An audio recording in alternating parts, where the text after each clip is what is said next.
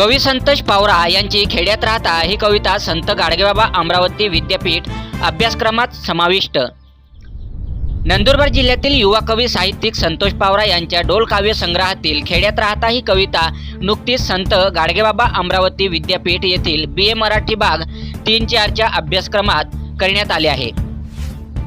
यापूर्वी देखील पावरा यांच्या डोल काव्य संग्रहातील कुपोषण कविता कवयित्री बहिणाबाई चौधरी उत्तर महाराष्ट्र विद्यापीठ जळगाव येथे BAच्या अभ्यासक्रमात समाविष्ट आहे।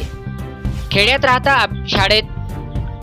राहता आश्रम शाळेत शिकता म्हणून काय झाले, आम्हालाही डोकं आहे नाही रिकामे हे खोकं, अशी कवितेची सुरुवात आहे।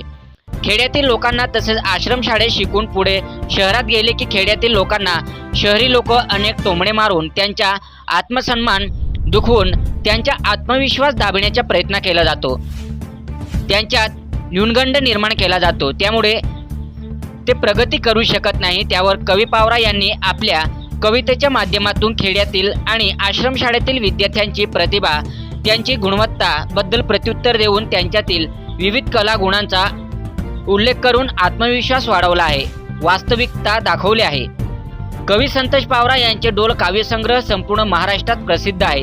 तसेच आपल्या मातृभाषा पावरीसह बिलोरी बोलीभाषा मराठी आणि हिंदीतही त्यांचे साहित्य प्रकाशित आहे।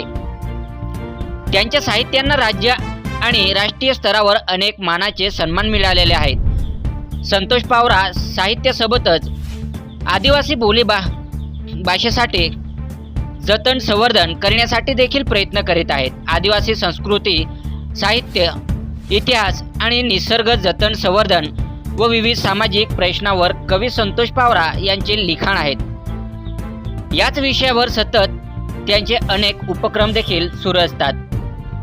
खेड्यात राहता ही कवी संतोष पावरा यांची कविता अभ्यासक्रमात समाविष्ट झाल्याबद्दल परिसरातून शुभेच्छाचे वर्षाव त्यांच्यावर होत आहे। संत गाडगेबाबा अमरावती विद्यापीठचे व मराठी अभ्यास मंडळाचे देखील पावरा यांनी आभार मानले आहे। सातपुडा न्यूज वाहिनी, नंदुरबार।